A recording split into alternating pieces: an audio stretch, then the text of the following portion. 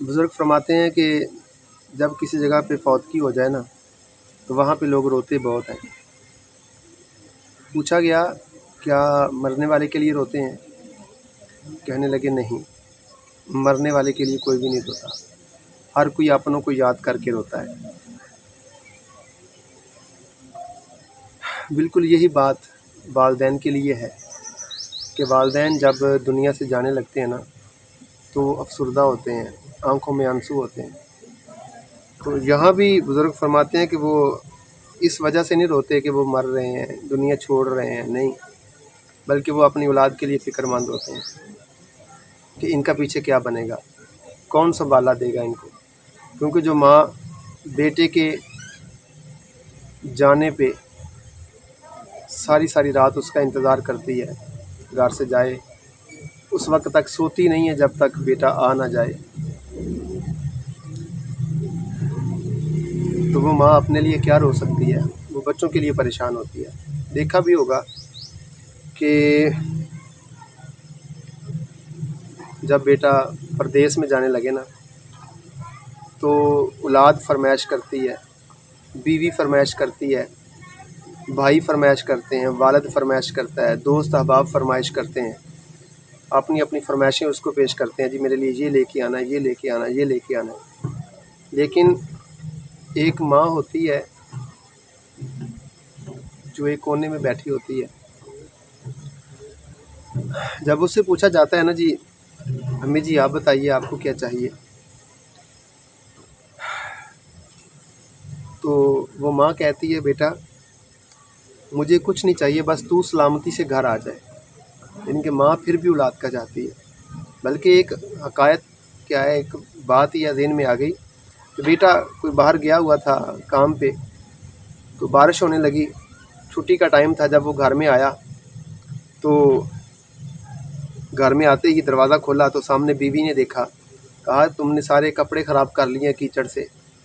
بہن نے کہا بھیا آپ تھوڑی دیر ٹھہر جاتے۔ والد نے کہا کون سی اتنی جلدی تھی، بارش تھمنے پہ آ جاتے۔ لیکن ماں نے کیا کیا، اپنے سر سے دوپٹہ اتارا اور بیٹے کا چہرہ پونچھتے ہوئے کہنے لگی کہ بارش نے بھی ابھی ہونا تھا، ٹھہر کے ہو جاتی، میرا بیٹا گھر آ جاتا۔ تو والدین جو ہیں یہ کسی نعمت سے کم نہیں ہیں۔ بڑی بڑی ایسی مثالوں سے زندگی جو ہے وہ بری پڑی ہے، دنیا بری پڑی ہے کہ والدین جو ہیں، بلکہ حضور نبی کریم صلی اللہ تعالیٰ علیہ وآلہ وسلم ارشاد فرماتے ہیں، حضرت امام غزالی نے احیاء العلوم میں اس کو نقل کیا ہے کہ حضور فرماتے ہیں کہ جب بندہ صبح نماز فجر کے لیے اٹھے اور اپنے والدین کے چہرے کو محبت سے دیکھے تو اللہ تعالیٰ جنت کے 2 دروازے کھول دیتا ہے۔ اللہ اکبر!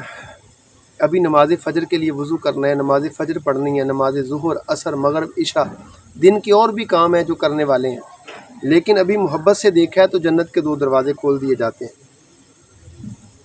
حضور سے عرض کیا گیا حضور اگر 2 نہیں اگر 1 ہیں یعنی کہ والد یا والدہ ہیں تو سرکار نے فرمایا پھر 1 دروازہ کھول دیا جاتا ہے۔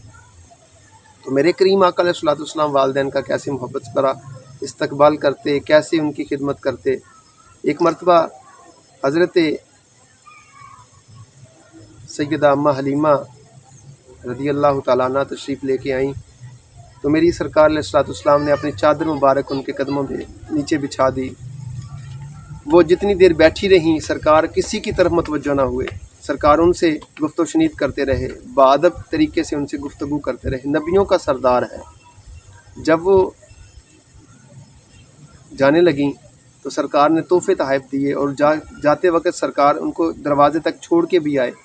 تو صحابہ عرض کیا حضور یہ کیا معاملہ تھا، کون تھی یہ عورت؟ حضور نے فرمایا یہ میری وہ ماں ہے جس نے مجھے دودھ پلایا ہے، اس کا نام حلیمہ سعدیہ ہے۔ تو دوستو سوچئے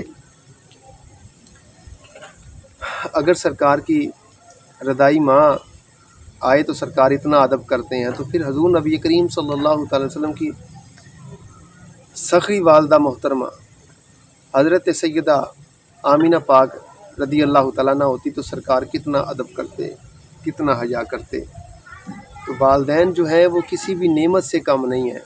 جن کے والدین دنیا سے جاتے ہیں نا، یہ ان کو ہی پتہ ہوتا ہے کہ کیا دکھ ہے، کیا درد ہے. جب بڑے گھر کے رخصت ہو جاتے ہیں تو اپنے ساتھ بہت ساری چیزیں، برکتیں، رحمتیں لے جاتے ہیں. اس لیے تو سرکار نے فرمایا ہے کہ والدین کی قبر کی زیارت کیا کرو. اگر بندہ جمعے والے دن والدین کی قبر کی زیارت کرتا ہے تو پچھلے جمعے تک سارے اس کے صغیرہ گناہ جو ہے وہ معاف فرما دیے جاتے ہیں. اس سے یہ بھی پتہ چلا کہ والدین گھر میں ہیں تب بھی رحمت ہے، منو مٹی کے نیچے چلے گئے ہیں تب بھی اولاد کے لیے رحمت ہے. ان کی قبر کی مٹی کی زیارت کریں تو اس کے گناہ بخش دیے جاتے ہیں. ان کے چہرے کو دیکھیں تو اللہ تعالیٰ حج مبرور کا ثواب عطا فرماتا ہے. تو ہمیں والدین کی عزت اور قدر کرنی چاہیے. مالک کی بارگاہ میں دعا ہے اب اللہ ہمیں عمل کی توفیق عطا فرمائے.